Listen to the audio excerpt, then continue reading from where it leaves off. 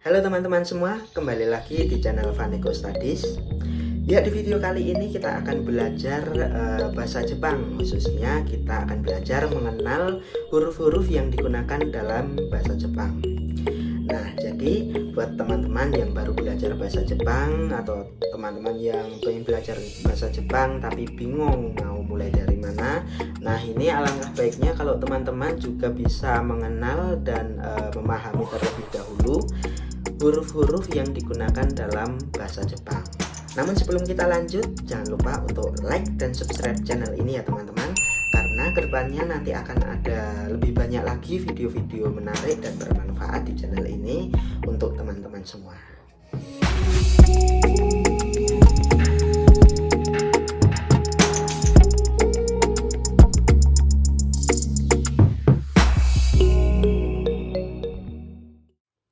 Oke, langsung saja kita bahas. Jadi kenapa sih kita perlu belajar mengenal dan memahami huruf-huruf yang ada dalam bahasa Jepang? Jadi seperti yang teman-teman ketahui, kalau di dalam bahasa Jepang itu kan berbeda ya sama bahasa Indonesia atau bahasa Inggris yang semua huruf-hurufnya itu menggunakan huruf alfabet. Sedangkan dalam bahasa Jepang sendiri itu menggunakan beberapa jenis huruf, yaitu hiragana, katakana, kanji, dan romaji. Jadi ada 4 jenis huruf ini ya yang digunakan. Dan keempat jenis huruf ini tentu punya kegunaan dan fungsinya masing-masing. Yang pertama, hiragana. Jadi huruf hiragana ini biasanya digunakan untuk menuliskan kosakata-kosakata asli dalam bahasa Jepang. Misalnya nama orang Jepang seperti Yamada atau Tanaka, Shizuka, Haruka, atau nama kota di Jepang, atau nama-nama benda. Pokoknya semua kosakata-kosakata asli dalam bahasa Jepang itu bisa dituliskan menggunakan huruf hiragana ini. Selain itu, biasanya huruf hiragana ini juga digunakan untuk menuliskan partikel atau kata bantu dalam bahasa Jepang, kemudian furigana dan okurigana. Nah, ini bisa teman-teman lihat. Ini adalah salah satu contoh dari fungsi hiragana untuk menulis partikel dalam bahasa Jepang. Ini ada beberapa partikel yang saya garis bawahi.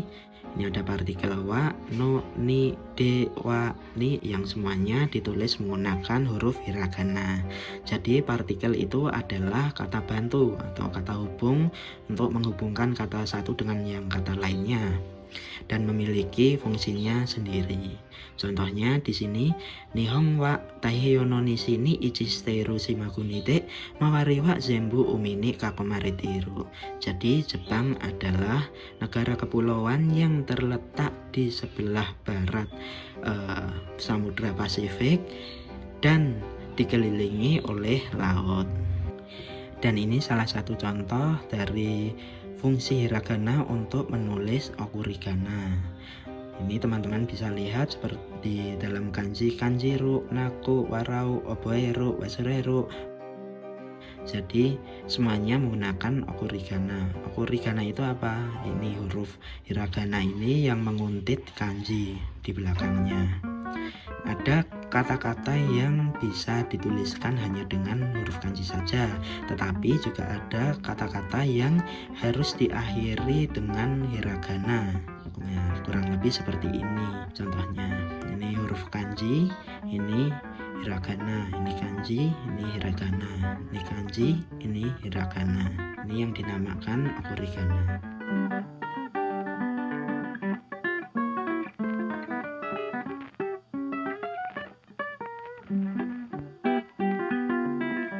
Selain itu, huruf hiragana ini pada zaman dahulu itu juga dikenal sebagai huruf perempuan atau tulisan perempuan, karena pada zaman dahulu itu kebanyakan dipakai oleh para perempuan di Jepang, misalnya untuk menulis sebuah puisi ya, dan lain sebagainya, sedangkan para laki-lakinya itu menggunakan huruf katakana.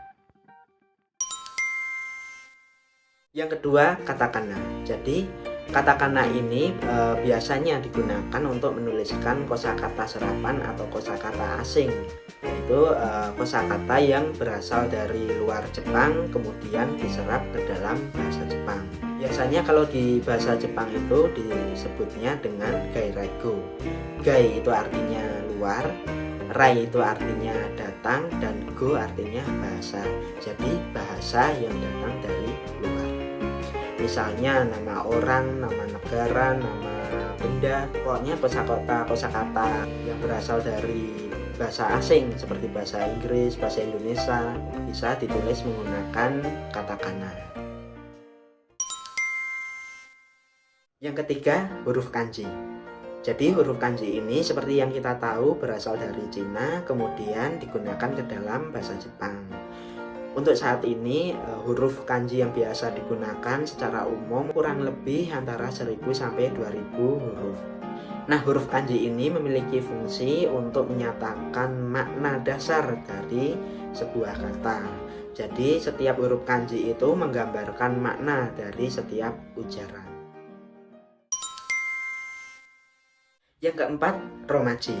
Jadi huruf romaji ini digunakan untuk menuliskan tulisan Jepang dalam bentuk alfabet.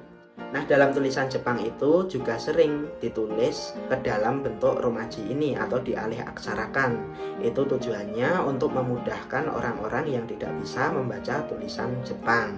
Atau biasanya digunakan dalam pembelajaran bahasa Jepang seperti pada buku, website, blog, video, atau media lainnya. Jadi lebih memudahkan untuk dipelajari dan dipahami.